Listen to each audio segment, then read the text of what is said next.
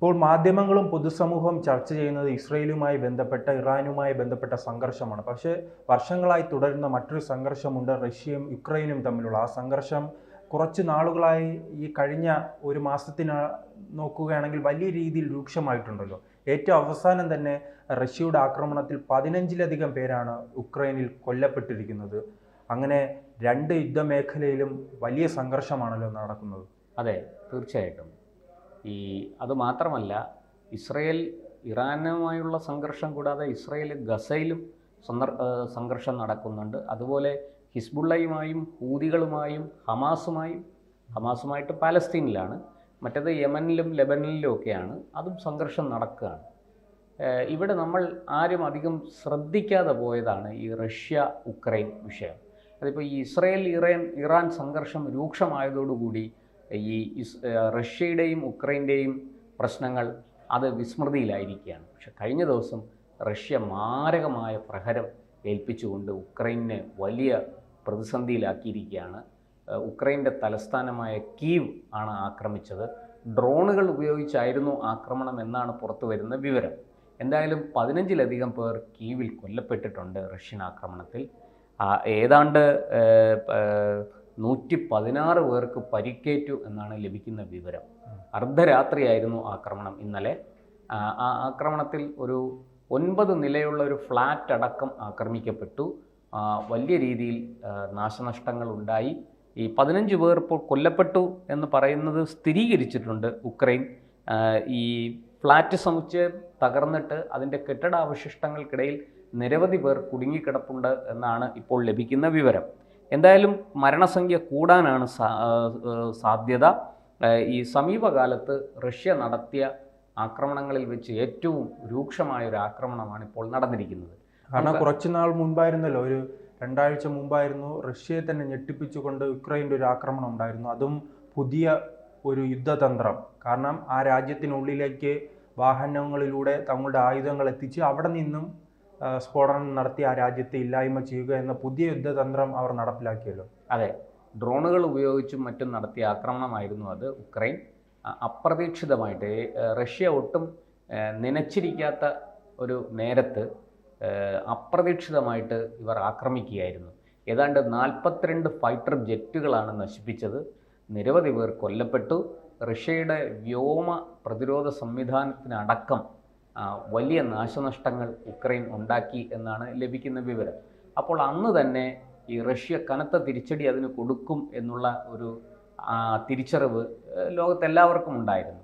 ഇപ്പോഴിതാ അത് വളരെ കൃത്യമായിട്ട് ഒരു രാത്രി ഇരുളിൻ്റെ മറവിൽ ഡ്രോണുകളെ അയച്ചും മറ്റും റഷ്യ ഉക്രൈൻ്റെ തലസ്ഥാനമായ കീവ് ആക്രമിക്കുകയായിരുന്നു. ആ ആക്രമണത്തിലാണ് 15 പേർ കൊല്ലപ്പെട്ടത്, 116 പേർക്ക് പരിക്കേറ്റത്. നമുക്കറിയാം, റഷ്യയുടെ മുന്നിൽ പിടിച്ചു നിൽക്കാൻ മാത്രമുള്ള ശേഷിയുള്ള, ആയുധബലമുള്ള, കരുത്തുള്ള ഒരു രാഷ്ട്രമല്ല ഉക്രൈൻ.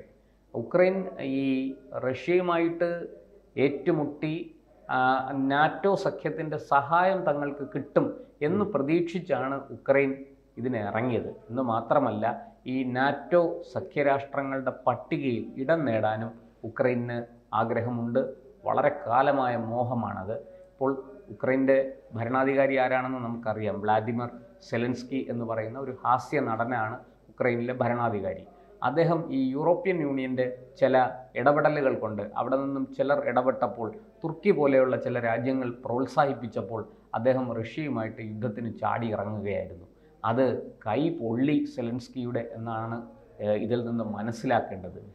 സെലൻസ്കി വിചാരിച്ചതുപോലെ ഈ അമേരിക്കയും യൂറോപ്യൻ യൂണിയനും ഒക്കെയാണ് സെലൻസ്കിയെ ആയുധങ്ങളും മറ്റും കൊടുത്ത് സഹായിച്ചത്. അത് ഈ അമേരിക്കയുടെ ഡീപ് സ്റ്റേറ്റ്, ബൈഡൻ സർക്കാർ ഭരിച്ചിരുന്ന കാലത്ത് അമേരിക്കയുടെ ഡീപ് സ്റ്റേറ്റ് വളരെ കാര്യമായി ഈ സെലൻസ്കിയെ കൺവിൻസ് ചെയ്യുന്നതിൽ, ഒരു യുദ്ധത്തിലേക്ക് നയിക്കുന്നതിന് അദ്ദേഹത്തെ വളരെയധികം കൺവിൻസ് ചെയ്തു. അതിൻ്റെ ഫലമായിട്ടാണ് അമേരിക്ക കൊടുത്ത ആയുധങ്ങളും വെച്ചുകൊണ്ട് സെലൻസ്കി പോരിന് ചാടിയിറങ്ങിയത്. പക്ഷേ അത് വലിയ അബദ്ധമായി പോയി എന്ന് അദ്ദേഹത്തിന് മനസ്സിലായി. ഏതാണ്ട് 2 വർഷത്തിൽ കൂടുതലായിട്ട് റഷ്യയുമായിട്ട് നിരന്തരം സംഘർഷത്തിലാണ് ഉക്രൈൻ. അത് അടുത്തെങ്ങും അവസാനിക്കുമെന്ന് തോന്നുന്നില്ല. കാരണം ഉക്രൈൻ്റെ സമ്പൂർണ്ണമായ പതനം കാണാതെ റഷ്യ പിന്മാറുകയുമില്ല. റഷ്യയൊട്ട് വീഴ്ത്താൻ ഇവർക്ക് സാധിക്കുകയുമില്ല. ഇനി അമേരിക്കയുടെ അല്ല ആരുടെ സഹായം ലഭിച്ചാലും ഒരു പരിധിക്ക് അപ്പുറത്തേക്ക് റഷ്യയോട് അടിച്ചു നിൽക്കാൻ ഉക്രൈന് സാധിക്കില്ല, ഉക്രൈൻ സേനയ്ക്ക് കഴിയില്ല എന്നുള്ളതാണ്. ഇപ്പോൾ റഷ്യ ആകട്ടെ നേരിട്ട് ആക്രമിക്കുന്നതിന് പകരം കൂലിപ്പട്ടാളക്കാരെ എടുത്ത് മറ്റു രാജ്യങ്ങളിൽ നിന്നൊക്കെ അവിടെ ജോലിക്കൊക്കെ പോകുന്ന ആൾക്കാരെ ഇത്തരത്തിൽ ആകർഷിച്ചു കൊണ്ടുവന്ന് അവരെ പ്രത്യേകിച്ച് ഉത്തര കൊറിയ തന്നെ 12,000-ത്തിലധികം തങ്ങളുടെ സൈനികരെ ഈ റഷ്യക്ക് നൽകിയതായും വിവരം വന്നിട്ടുണ്ടല്ലോ. അത്തരത്തിൽ വാടകയ്ക്കെടുത്തും മറ്റുമാണ് റഷ്യ യുദ്ധത്തിലേക്ക് യുദ്ധമുഖത്തേക്ക് അവരെ വിടുന്നത്. അതുകൊണ്ട് തന്നെ റഷ്യക്ക് കാര്യമായ ആൾനാശം ഉണ്ടാകാൻ ഇടയാകാതെ ഈ യുദ്ധം മുന്നോട്ട് പോവുകയായിരുന്നു.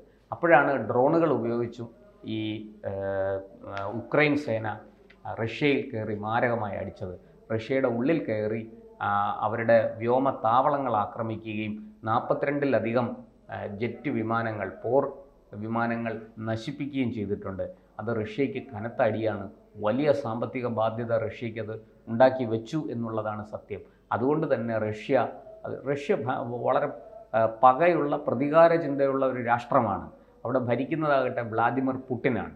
പുടിനെ സംബന്ധിച്ചിടത്തോളം യാതൊരു ദയയും കാരുണ്യവും ഒന്നും ആരോടും കാണിക്കാത്ത ഒരു നേതാവാണ് പുടിൻ. ആ പുടിൻ എന്തായാലും ഈ ഉക്രൈനു നേരെ തിരിച്ചടിക്കും എന്നുള്ള കാര്യം എല്ലാവർക്കും അറിയാമായിരുന്നു. അതാണ് ഇന്നലെ രാത്രി അരങ്ങേറിയത്. എന്തായാലും ഈ റഷ്യ ഉക്രൈൻ വാർ, ഞാൻ നേരത്തെ പറഞ്ഞതുപോലെ അമേരിക്കയുടെ വലിയ പിന്തുണ ഉക്രൈനിനുണ്ടായിരുന്നു. പക്ഷെ ട്രംപ് വന്നതോടുകൂടി ട്രംപ് അതൊക്കെ അവസാനിപ്പിച്ചു. ട്രംപ് ഇങ്ങനെ യുദ്ധത്തിന് വേണ്ടി കാശ് കളയാൻ ഞങ്ങൾക്ക് താല്പര്യമില്ല, ഇപ്പോൾ കൊടുത്ത ആയുധങ്ങളുടെ പണം കൃത്യമായിട്ട് കിട്ടണം എന്ന് ട്രംപ് വാശി പിടിച്ചു. അത് സംബന്ധിച്ച കരാറിലേക്ക് പോകാൻ, അതായത് യുക്രൈനിൽ ധാരാളം പ്രകൃതി വിഭവങ്ങളുണ്ട്, ധാതു സമ്പത്തുണ്ട്. അപ്പോൾ അതിലാണ് അമേരിക്കയുടെ കണ്ണ്. അത് എത്രയും പെട്ടെന്ന് അമേരിക്കയുമായിട്ട് ധാരണയിലെത്തി അത് ഖനനം ചെയ്തെടുക്കാനുള്ള അനുമതി നിങ്ങൾ നൽകണം എന്നാവശ്യപ്പെട്ട് ട്രംപ് ഈ ചർച്ചയ്ക്കിടയിൽ ഈ ഉക്രൈൻ ഭരണാധികാരി സെലൻസ്കിയുമായിട്ട് കൊമ്പുകോർത്ത വിവരങ്ങളൊക്കെ പുറത്തു വന്നിട്ടുണ്ട്. അങ്ങനെ ഈ ട്രംപിനെ സംബന്ധിച്ച് ട്രംപിന് കച്ചവടമാണ്. ട്രംപിന് അത് ആയുധമാണെങ്കിലും ധാതുക്കളാണെങ്കിലും ഭക്ഷണമാണെങ്കിലും ക്രൂഡ് ഓയിലാണെങ്കിലും ട്രംപിനെ സംബന്ധിച്ച് നല്ല ലാഭത്തിൽ കച്ചവടം നടത്തണം എന്നുള്ളതാണ് ട്രംപിൻ്റെ ഒരു അടിസ്ഥാന തത്വം. അതിനപ്പുറത്തേക്ക് ട്രംപിന് മറ്റ് താല്പര്യങ്ങളൊന്നുമില്ല. കച്ചവടം നടത്തുക, പരമാവധി പണം ഉണ്ടാക്കുക. അമേരിക്ക സാമ്പത്തിക പ്രതിസന്ധിയിലാണ് എന്നുള്ള കാര്യം എല്ലാവർക്കും അറിയാം. അതുകൊണ്ട് തന്നെ ആ സാമ്പത്തിക പ്രതിസന്ധിയെ മറികടക്കാനുള്ള ഒരു നീക്കങ്ങളാണ് ട്രംപ് നടത്തിക്കൊണ്ടിരിക്കുന്നത്. താരിഫ് വർധനയും മറ്റുമൊക്കെ അതിൻ്റെ ഭാഗമാണ്. എന്തായാലും ഈ ഉക്രൈന് ആയുധങ്ങൾ കൊടുത്ത വകയിൽ കിട്ടാനുള്ള പണം തിരികെ ചോദിച്ച് ട്രംപ് വലിയ സമ്മർദ്ദം ചെലുത്തി. അത് തിരിച്ചു കൊടുക്കാൻ ഉക്രൈന് സാധിക്കില്ല എന്ന് ട്രംപിനും എല്ലാവർക്കും നന്നായിട്ട് അറിയാം. ഇപ്പോൾ അതുകൊണ്ട് തന്നെ അവിടുത്തെ ധാതു സമ്പത്തുകൾ ഖനനം ചെയ്തെടുക്കുന്നതിന് അമേരിക്കയെ അനുവദിക്കുന്ന ഒരു കരാറിലേക്ക് അവർ പോയിരിക്കുകയാണ്. അതിൻ്റെ കൂടുതൽ വിശദാംശങ്ങൾ പുറത്തു വന്നിട്ടില്ല. എന്തായാലും ഇതെല്ലാം കഴിഞ്ഞ് ഉക്രൈൻ അമേരിക്കയുമായിട്ടൊന്ന് വെടിനിർത്തി ഒരു സഹകരിക്കാവുന്ന ഒരവസ്ഥയിൽ എത്തിയപ്പോഴാണ് റഷ്യ മാരകമായ അടി കൊടുത്തിരിക്കുന്നത്. 15 പേരെ കൊല്ലുകയും 116 പേർക്ക് പരിക്കേൽപ്പിക്കുകയും ചെയ്യുന്നത് ഒരു ചെറിയ സംഭവമല്ല എന്ന് എല്ലാവർക്കും അറിയാം. എന്തായാലും ഈ പറയുന്നത് പോലെ സെലൻസ്കിയുടെ മണ്ടത്തരങ്ങൾ, അമേരിക്കയെ വിശ്വസിച്ച് യൂറോപ്യൻ യൂണിയനെ വിശ്വസിച്ച് റഷ്യയുമായിട്ട് പോരിനിറങ്ങിയ ആ മണ്ടത്തരം, അത് സെലൻസ്കിയുടെയും ഇപ്പോൾ ഉക്രൈൻ്റെയും ഒരുപോലെ നാശത്തിന് കാരണമായിരിക്കുന്നു എന്ന് പറയേണ്ടിയിരിക്കുന്നു. എന്തായാലും റഷ്യയെ സംബന്ധിച്ചിടത്തോളം അവർക്ക് ചില താല്പര്യങ്ങളുണ്ട്. ആ താല്പര്യങ്ങൾക്കനുസരിച്ചാണ് അവർ യുദ്ധം ചെയ്യുന്നത്. ആ താല്പര്യങ്ങൾ അവരെ സംബന്ധിച്ചിടത്തോളം ഈ ഭൂമി ഒരു വലിയ വിഷയമാണ്, ജനവാസ മേഖല വലിയ വിഷയമാണ്. ഉക്രൈനിലുള്ള ധാതു സമ്പത്ത് റഷ്യയ്ക്കും കണ്ണുണ്ട്. പക്ഷേ ഈ റഷ്യയും ഉക്രൈനുമായിട്ട് പോര് തുടങ്ങിയപ്പോൾ അമേരിക്ക റഷ്യക്കെതിരെ ഉപരോധം പ്രഖ്യാപിച്ചു. അങ്ങനെ റഷ്യ വലിയ രീതിയിൽ സാമ്പത്തികമായ ഒരു അച്ചടക്കത്തിലേക്ക് പോകേണ്ടി വന്നു.